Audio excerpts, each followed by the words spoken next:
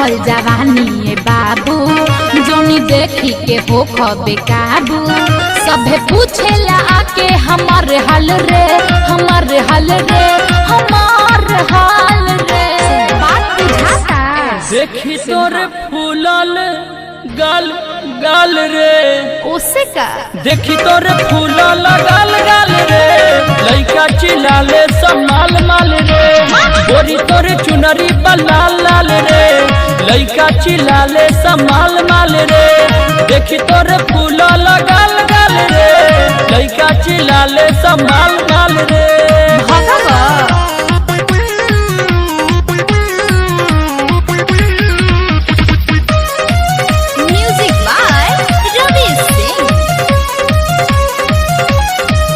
जहिया हम ले हब अच्छा कोरा में उठाई करे लगबू माई रे माई माई रे माई माई रे माई आज लागो त हो जाई उच्च खाल रे अरे उच्च खाल रे बात पूछ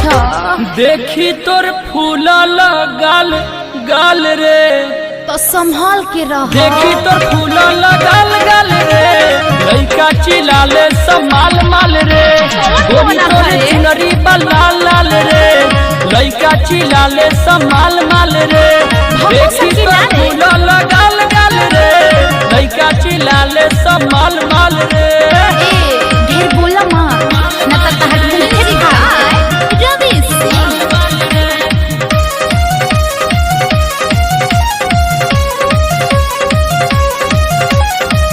शेखर सुमन भइल तोहर दीवाना ना हो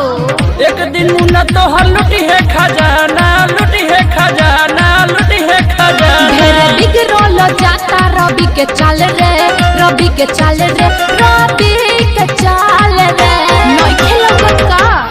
निक लगे ढोरी तोर खाल खाल रे साचू निक लगे ढोरी तोर खाल खाल रे लइका चिल्लाले सब माल माल रे ढोरी तोरे चुनरी लाल लाल रे लइका चिल्लाले सब माल माल रे देखी तोरा फूला लगाल गाल रे लइका चिल्लाले सब माल माल रे बाटे चढ़ल जवानी बाबू जोनी देखी के हो खबे काबू सभे पूछेला आके हमारे हाल रे हमारे हाल रे हमारे हाल रे बात बुझाता देखी तोरे फूलल गाल गाल रे उसे का देखी तोरे फूलल गाल गाल रे लइका चिल्लाले सब माल माल रे गोरी तोरे चुनरी लाल लाल रे लइका चिल्लाले सब माल माल रे देखी तोरे फूलल गाल गाल रे लइका चिल्लाले सब माल माल रे संभल जा ना तो बहुते पिटैब बुझला।